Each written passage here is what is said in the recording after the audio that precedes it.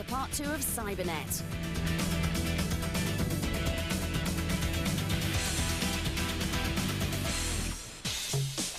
A game based on any of best-selling author Tom Clancy's books is bound to involve more than its fair share of action and combat. And as Rainbow Six nears completion, it looks as if it won't disappoint. Taking control of a crack anti-terrorist unit, you must work your way through a tough series of stealth missions set in all manner of locations and countries. Where Rainbow Six really hopes to make its mark is in the atmosphere and detail of the intricate 3D landscapes that so far look challenging and decidedly eerie. Forward planning is the key to any successful operation. To make sure that you and your Special Force operatives are the best, this game will also allow you to get trained up with some target practice before you venture out on each mission. While the game design of Rainbow Six may be overly violent for many, those wanting a unique insight into military counter-terrorism will not have to wait very much longer.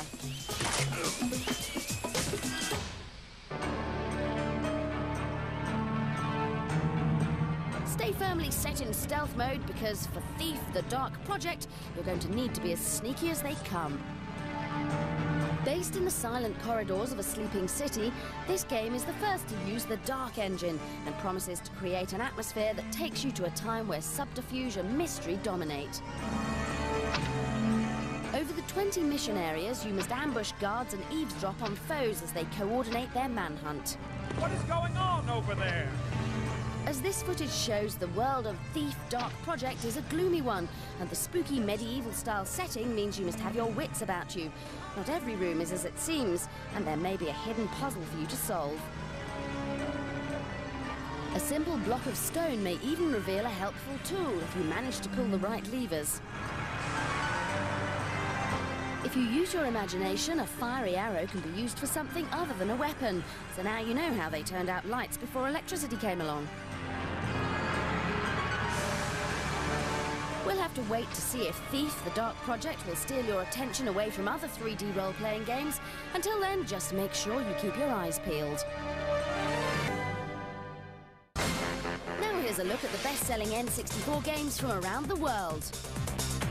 Still holding on strong despite being the first ever game for the console is the lovable Italian plumber Super Mario 64. Sliding into 9th place is the rest of the Nintendo family, racing for pole position in the ever-popular Mario Kart 64. With clothes from the fashionable Tommy Hilfiger and beautiful mountain scenery, 1080-degree snowboarding lands at 8. With a license to kill, the first of our secret agents is still on Her Majesty's Secret Service in GoldenEye 007 at 7. The latest in the Gorefest combat series, Mortal Kombat 4, crashes in at 6 and finally brings another decent fighter to the N64. With thick necks and intellects to match, nobody gets out of the ring in one piece during the WWF Warzone at number 5.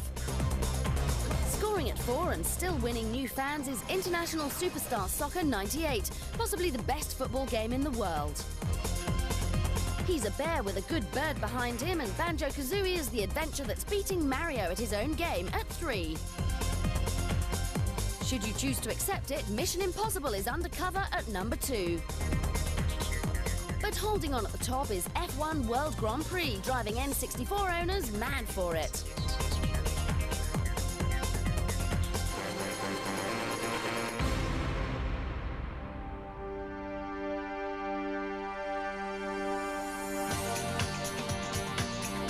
It's a mystery why a globally recognised sport like cricket has so little representation in the games market. But Brian Lara Cricket is strapping on its pads for an outing on the PlayStation and hopes to hit players for a 6. The game will provide real-name international cricketers and 40 grounds from around the world. Brian Lara Cricket is based on original Mega Drive titles, and we asked the star himself what he thought of the latest instalment in the series. This version is a more realistic one to the actual game cricket. It draws a lot of similarities, and I think anyone can play it. All fans of cricket who don't want to venture out into the middle to face Ambrose or to face somebody like Walsh can actually do it on a television screen, and I think it's good. Of course, the power of the PlayStation has allowed the original developers to improve the game's design in an effort to capture the realism of the sport. We've taken it to the next stage, really, technology-wise. So graphically, it's going to be dramatically different. We're using motion capture technology, using the full 3D environment to give us a number of camera angles and fully give the TV presentation to the game. The movement of the players is incredibly realistic. We've got nearly 300 motion captures to actually make the players move. We've used skinning on the models as well, which has only just started to be used in sports games. That's where it stops the players looking blocky. So it basically is putting a texture or a skin around the model, actually, so that there's no gaps between the joints. You can choose to play either a World Cup or a Test series, and we asked Brian whether it would be possible to break any batting records from the comfort of your own chair. 375. I think I've done that once out in the middle in a real game. It happens to be against England. You gotta have the controls right. You gotta be able to know your game, and maybe if you're playing against a novice, there's an opportunity of you getting a break in a world record, maybe. Along with varying pitch, climate and weather conditions that affect the action at the wicket, the game also aims to provide the facility to hone your spin bowling technique within the safe confines of the practice nets. Brian Lara cricket certainly has the looks and the depth to succeed where others have failed, and might set a long-awaited high standard for future cricket titles. How's that? Out, bold. That's a duck for Dealer. From a cricket game that looks set to bowl everyone over on the PlayStation to a game that looks likely to blow everyone away on the N64. She's mean, she's tough, and she's got enough weaponry to show Lara Croft that she means business. From Rare, the creators of GoldenEye, comes Perfect Dark, a space-age adventure set in 2023. In it, you play Joanna Dark, a secret agent on a mission to infiltrate Datadyne, a mysterious corporation with many hidden secrets. As she progresses through her mission, Joanna uncovers a conspiracy which leads her from the busy streets of Tokyo to the Chicago business district and onto secret bunkers and underground labs.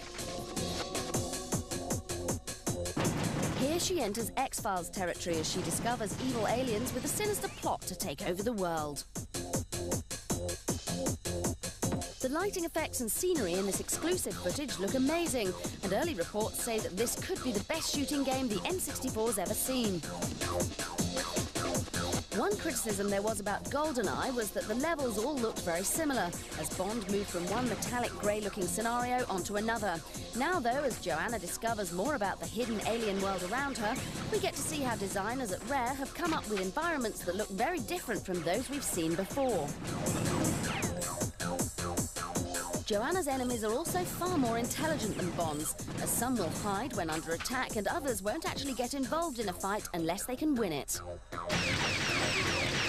Like GoldenEye, though, this game is very violent, and the sheer array of weapons available could be enough to deter even the most cold-hearted gamers among you. It's great to see a girl with guts in a game, and Bond had better watch his back, because Joanna Dark could blow him straight off the console that's been male-dominated for too long.